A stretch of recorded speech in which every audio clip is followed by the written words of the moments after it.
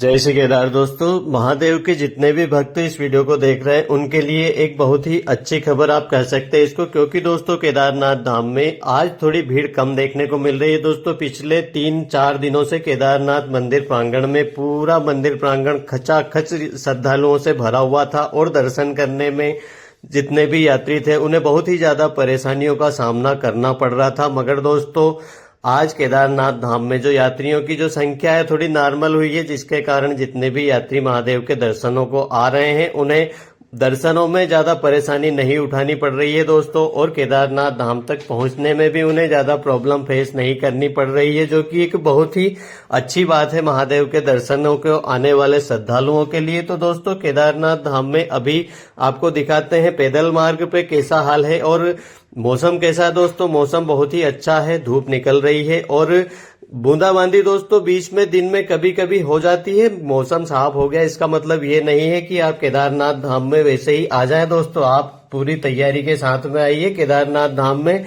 आप रेनकोट छाता साथ में जरूर लेके आइए दोस्तों, क्योंकि बारिश कभी भी हो सकती है। तो आप ये न समझें कि मौसम मानसून चला गया है तो बारिश ही नहीं होगी। दोस्तों, केदारनाथ धाम में बारिश कभी भी हो सकती है, आप उस चीज का ध्यान रखिए दोस्तों। और जो यात्रा मार्ग है उस पर कल आप अगर इस मार्ग को देखते दोस्तों, पिछले 2-3 दिनों से तो यहाँ पे आपको पैर रखने की जगह नहीं थी, मगर दोस्तों अब स्थिति थोड़ी नॉर्मल हुई है।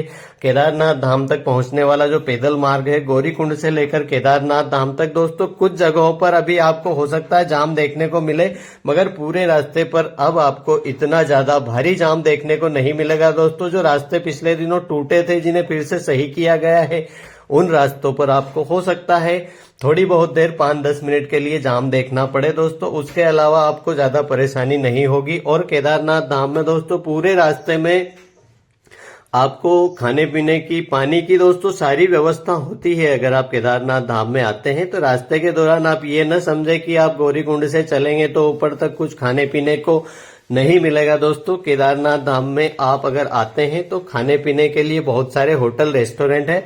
हाँ दोस्तों, यहाँ का रेट थोड़ा ज्यादा है। जो नीचे चीजें 50 रुपए में मिलती है वो आपको यहाँ आने के बाद में 100 रुपए में मिलेगी। तो आप केदारनाथ धाम में अगर आते हैं तो थोड़े पैसे एक्स्ट्रा लेके आइए और कोई दिक्कत नहीं है दोस्तों।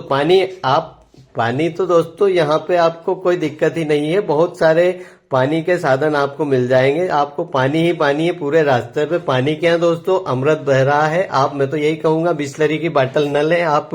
यहाँ पे जो नल लगाई गई है, जो झरने हैं, उनका शुद्ध वातावरण का शुद्ध पानी पीजिए दोस्तों। केदारनाथ धाम में आपको उससे थोड़ी एनर्जी भी मिलेगी चलने के दौरान। और दोस्तों, बात करते हैं केदारनाथ धाम में अभी दर्शनों को लाइन कितनी लंबी लग रही है। तो दोस्तों, लाइन थोड़ी कम हुई है, ज्यादा कम नहीं हुई है। अब ये ना समझे कि लाइन ही खत्म हो गई होगी।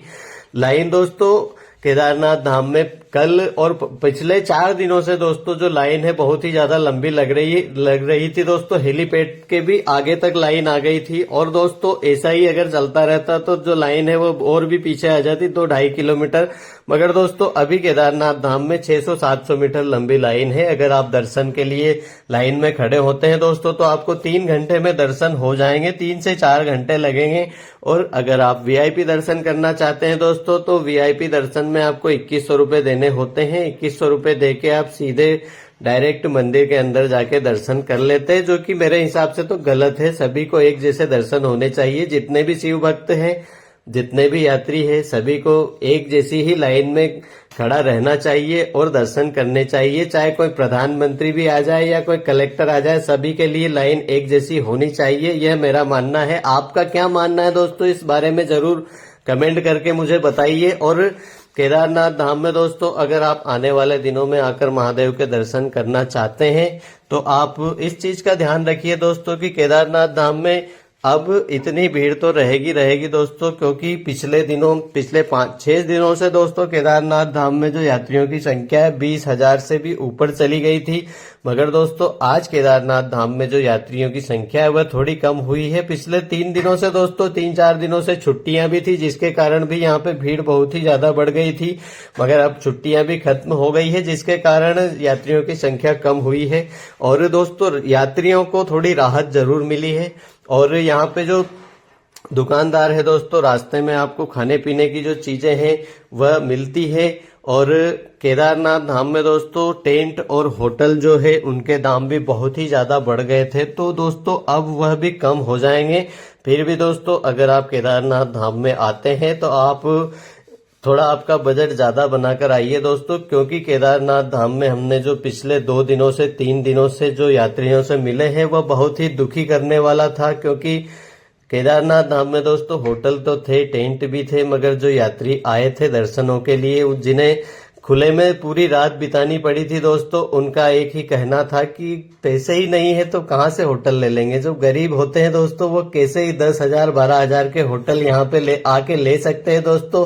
पैसे वाले लोग तो लाइन में भी नहीं लगते, उन्हें तो उनके पास पैसा है, वो तो दर्शन करके फटाफट निकल जाएंगे। मगर जो गरीब लोग हैं उन्हें लाइन में भी लगना पड़ता है, उसके बाद में यहाँ पे रहने की भी व्यवस्था नहीं हो पाती है दोस्तों।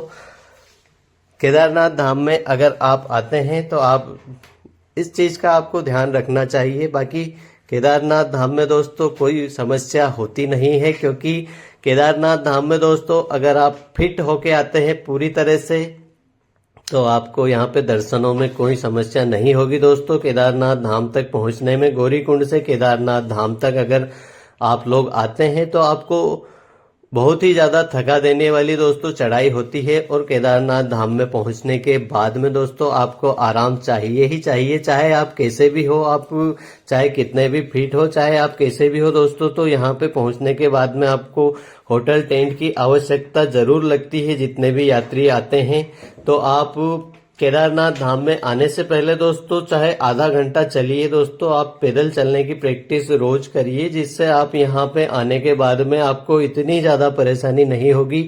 केदारनाथ धाम में आप अगर आते हैं तो आप बड़े ही आराम से तो नहीं, मगर आपको ज्यादा मुश्किल भी नहीं होगी दोस्तों। शिव महादेव के दर्शनों को अगर आप पहुंच रहे हैं तो कष्ट तो आपको उठाना पड़ेगा। आप ये न समझे कि आप उड़ के आ जाएंगे और आप उड़ के चले जाएंगे दोस्तों, आपको थोड़ी परेशानी उठानी पड़ेगी। मगर दोस्तों आप परेशानी उठाकर अगर महादेव के दर्शनों को आते हैं तो भोले बाबा भी आपकी मनोकामना पूर्ण करेंगे। जितने भी श्रद्धालु महादेव के दर्शनों को आ रहे हैं सभी को दर्शन हो रहे हैं दोस्तों। और फिलहाल लाइन कम हुई है दोस्तों पिछले 2 दिनों से, तो अगर आप केदारनाथ धाम में आना चाहते हैं तो आप इस चीज का ध्यान रखिए दोस्तों कि आपको अपने साथ में गर्म कपड़े, रेनकोट, ये चीजें आपको जरूर लेके आनी है दोस्तों, क्योंकि ठंड लगातार बढ़ती जा रही है और आने वाले दिनों में ठंड और भी ज्यादा बढ़ेगी दोस्तों। आप केदारनाथ धाम में अगर धूप निकल जाती है तो दोस्तों 1 आधे घंटे के लिए निकलती है, बारिश होती है तो 10-15 मिनट के लिए होती है। सारी चीजें दोस्तों 12 महीने होती रहती है यहाँ पे, तो आपको सभी ठंड से और बारिश से बचने की चीजें भी आपको अपने साथ में लेके आनी है दोस्तों। मिलते हैं आप लोगों से कल एक नई वीडियो के साथ में, जब तक के लिए जय भोले भंडारी।